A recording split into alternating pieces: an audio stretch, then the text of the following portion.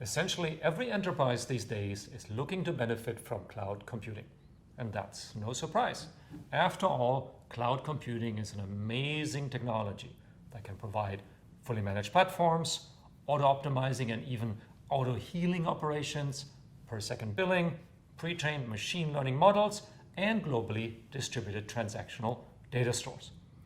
Still, migrating a whole enterprise to the cloud isn't easy and requires a clear strategy. Today, I want to share what we learned from working with our customers on their cloud strategy. Hi, my name is Gregor Hohpe. I am an enterprise strategist based out of Singapore. Being a strategist means that I used to run major cloud journeys and organizational transformations on the customer side. In my case, that was with the Singapore government, where I was appointed as a Smart Nation Fellow, and Allianz, a large financial services organization. At AWS, I advise customers on their cloud and architecture strategy. I like to write about what I learned from our customers and have authored several books on architecture and cloud strategy. Before we dive into the details of cloud strategy, though, it's good to take a step back and look at how the role of IT has so fundamentally changed.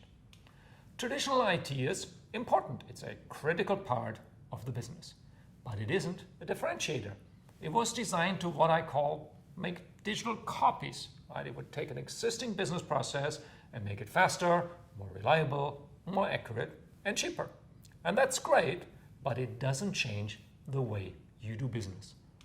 Modern digital enterprises and disruptors use IT as an enabler for competitive differentiation, for the opening of new markets and the development of new products. And they virtually all operate in the cloud. But it takes more than just new technology to make this important shift. And that is because the assumption of making digital copies is baked deeply into IT's operating model. We all know what it takes to get something done in IT, right? You make a business case and you start a project. And when that project is finished, there's a big sigh of relief as everything moves back to business as usual. And this model worked quite well, but it's based on two major assumptions. First, you have to have a good idea of what you will build and the benefits it will bring. How else would you be able to calculate the business case? The second underlying assumption is that change is temporary and can be neatly packaged into projects. Well, the default state is no change. Many IT organizations are even structured this way. They are separated into change and run organizations. Now, neither of these two assumptions holds true in the digital world. First, there is no target picture. We are looking to discover new business models. But how do we know which ones are successful? Well, the only honest answer is we don't know. We're experimenting. Of course, we have some ideas and hypotheses, but the experiment will tell us whether we're right or wrong. And we can't expect the very first experiment to be a home run. So we experiment continuously. And that means change is now constant. This new world on the right-hand side functions by economies of speed. If an experiment takes 18 months and costs $10 million, we're not going to have a lot of tries. So you need to be a lot faster and more efficient to be successful in economies of speed. And that is no play of words. The core competencies on the left-hand side and the right-hand side are the direct opposite of each other. The left favors good planners and executors, the right favors fast learners. In fact, this change is so big that the companies following the right model uses a different language than the companies on the left-hand side. Language is often a reflection of our way of thinking in our culture, so the same is true here. Organizations on the left-hand side, in the economies of scale, they will speak in absolutes. They propose a project that takes an investment of 18 months, 10 headcount, and perhaps $1 million, plus some $200,000 for hardware. Organizations who have embraced the economies of speed, they speak in relatives. They calculate burn rates. How much does this project cost per month? Velocity. How many features can I deliver in each sprint? And consumption. The server isn't $50,000, it is $2 an hour. And they're not looking for the one ideal use case, but they're rather interested in minimizing the cost of experimentations. The organizations on the right-hand side, they think and speak in the first derivative if you look at it from a mathematical point of view. And virtually all of them operate in the cloud. And that's easy to understand. Cloud speaks the language of economies of speed. So it makes total sense to them. Once we understand this major shift in the role of IT, let's see how cloud computing can help us in this transformation. We will find that cloud computing is quite different from most other IT, but in a good way. Cloud is so different that I usually remind our customers that it isn't anything like traditional IT procurement. It's a complete lifestyle change for your IT. It changes how you provision IT resources, it changes how you monitor and operate your IT, and it changes how you secure your IT assets. And it also changes how you build your applications. Now, when we look at a major change, we tend to focus on learning new things. For example, we want to learn new technologies like serverless computing or new ways of working like DevOps. But often it is unlearning old habits and assumptions that are the key to transformation.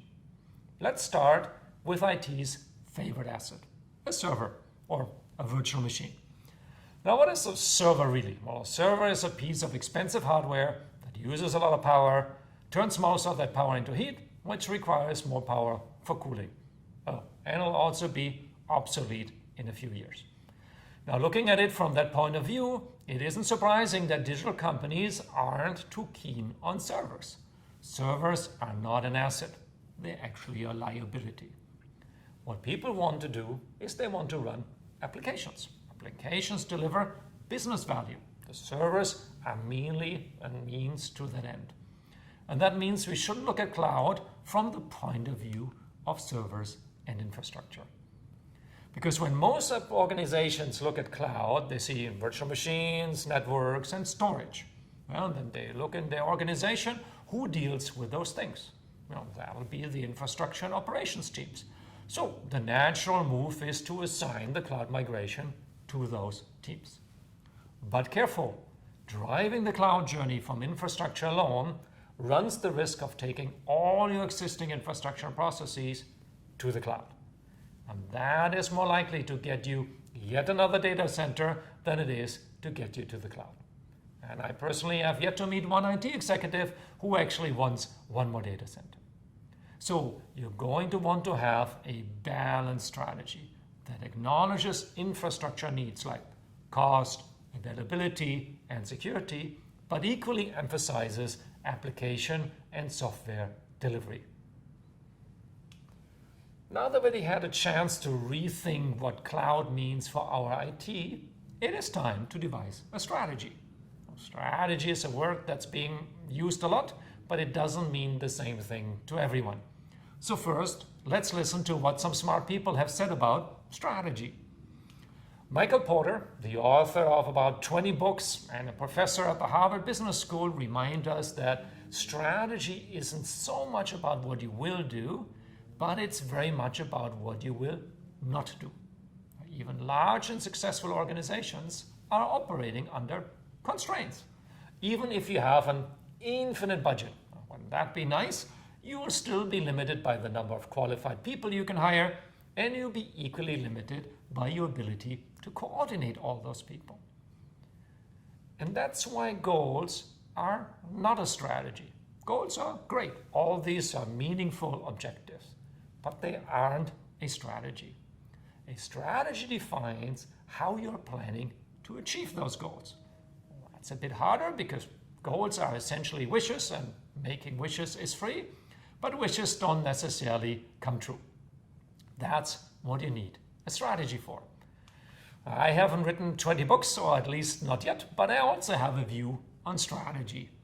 And that is that a strategy is defined by a series of meaningful decisions. Decisions are meaningful if they force trade-offs. You could have gone left, but you have chosen to go right, and you understand the implications of that decision. Strategy is about recognizing those decisions and making them in a disciplined way.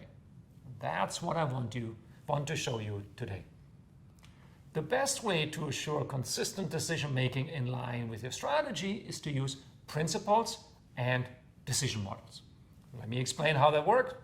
It's not terribly scientific, but it does take a healthy dose of discipline.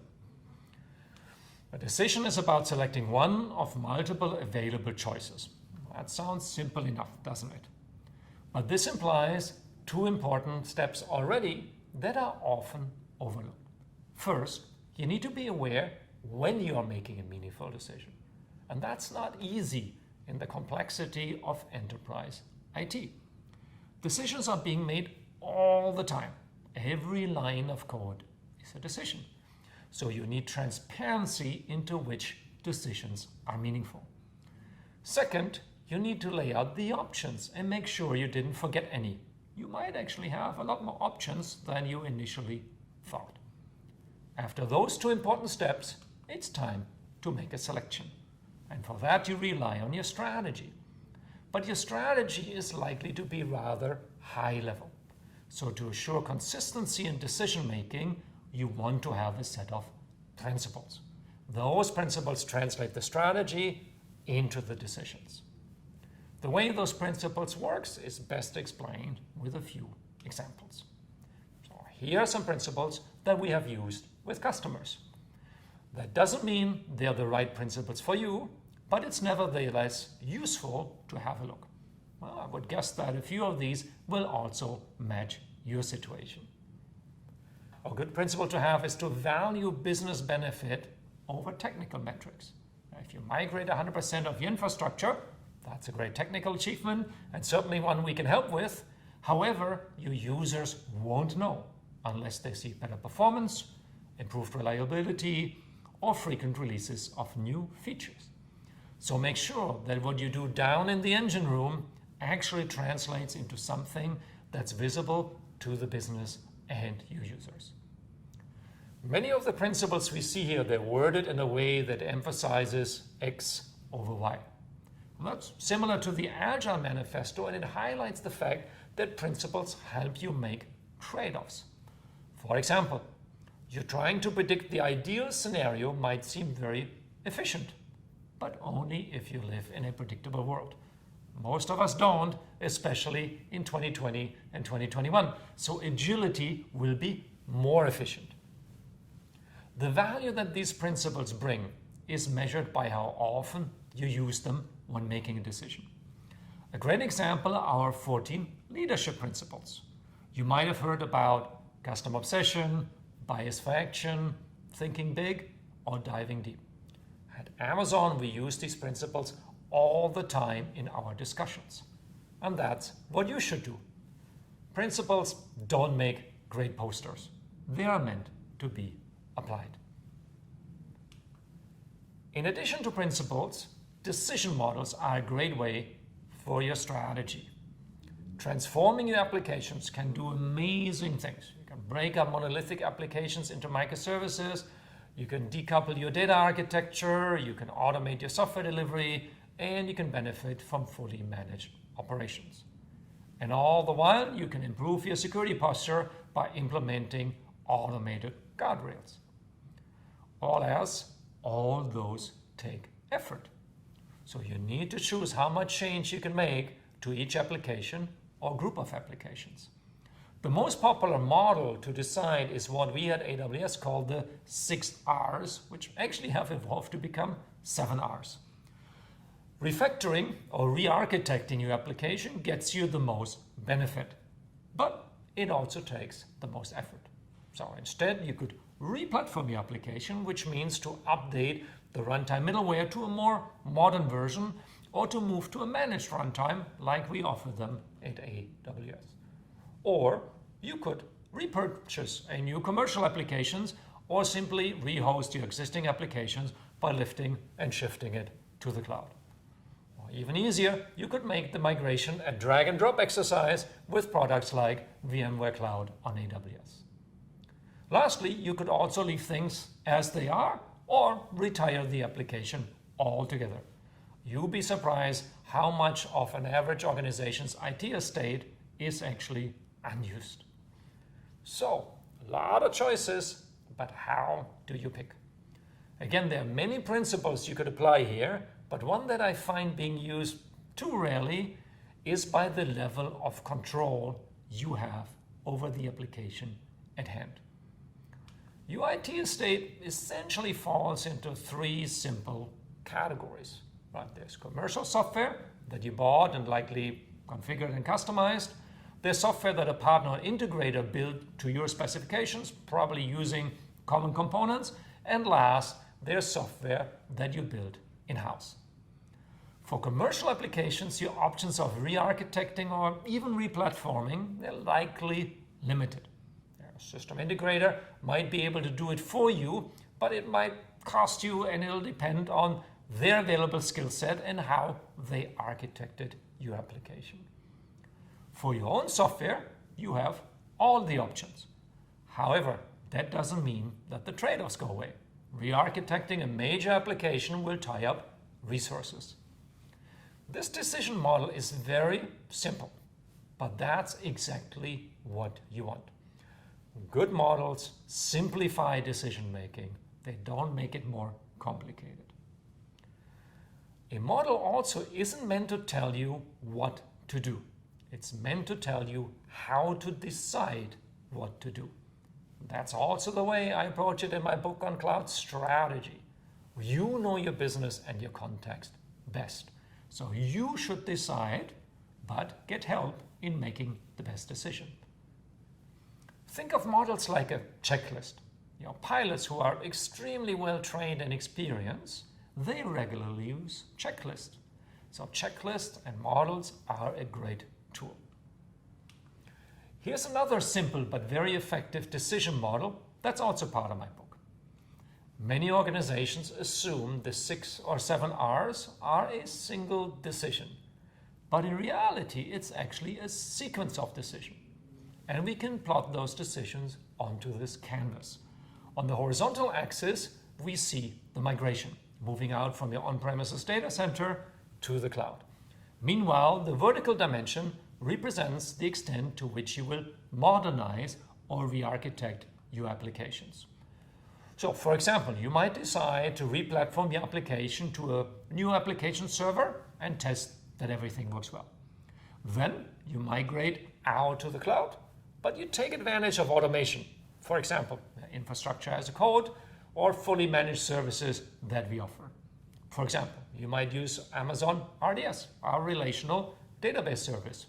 You can use that with common open source databases or Amazon Aurora, our relational database that's specifically built for the cloud. But it remains compatible with MySQL or Postgres. So this way you can benefit from our experience in securing and operating applications in the cloud without having to re-architect your application. Next, you might integrate your application into cloud monitoring like Amazon CloudWatch, and ultimately you might re-architect it to take full advantage of serverless runtimes like AWS Lambda. This canvas model is also simple, right? Anyone from upper management to any cloud engineer can easily understand what your strategy is. And that's exactly the point of using decision models. Let me conclude with 2 thoughts on how a good strategy can make you and your journey a success. The first one reminds us that Rome wasn't built in a day. When you read most success stories from the outside, they all look very simple. Somebody migrated to the cloud and voila, there's instant success. Now we can do amazing things for you, but that one is a little bit more like magic. And magic isn't a viable strategy, and it also isn't one of our service offerings. 9 times out of 10, the real story is one of stepwise refinement and improvement. You might migrate some workloads with small refinements, mainly to gain transparency. And you're likely to gain initial benefits in cost reduction and reliability, but the transparency you gain is your real payoff, because that'll help you identify more opportunities for improvement. Underutilized servers, abandoned applications, apps that run 24/7 but don't actually need to, or perhaps unusual behavior that requires a closer look by your security team. Armed with the data, you can now modernize and optimize in a much more targeted way. That way you can achieve shorter software delivery cycle times, you can further improve resilience, and of course, you can operate even more efficiently. But you also gain more transparency. Smaller services that run on managed infrastructure give you more transparency than a giant monolith. For example, you can now tell which part of the software is hogging all the resources. This is what we at Amazon call a flywheel. It's a positive feedback loop for success. And that's where the success for your strategy lies. Well, that leaves me with only one last word of advice. Too many customers are defining their strategy by what others are doing. They look to Silicon Valley or to companies like ourselves to define their target picture. And while that's perhaps flattering, copying someone else's success is unlikely to work for you. We already learned that there is no target picture. So your strategy should account for your strengths, your brand, your people, your products, your culture. And it should maximize the value you gain from those assets. Of course, we are very happy to share with you how we work, from our leadership principles and flywheels to so-called two-pizza teams and microservices. But that should be the start of the conversation, not the end. We want to be on your side for the whole journey and look at both technology and culture. We have accompanied countless customers on their successful cloud journeys. So we are eager to earn your trust so that, for example, we can tell you when things looked a little bit too much like magic. And that's the core element of any strategy. You don't have to walk alone. Moving to the cloud is new to many organizations, but we have collected a wealth of experience from doing this for a decade and a half. And we are most happy to share that with you. So please do reach out, either to me directly or via your account teams. Thank you very much.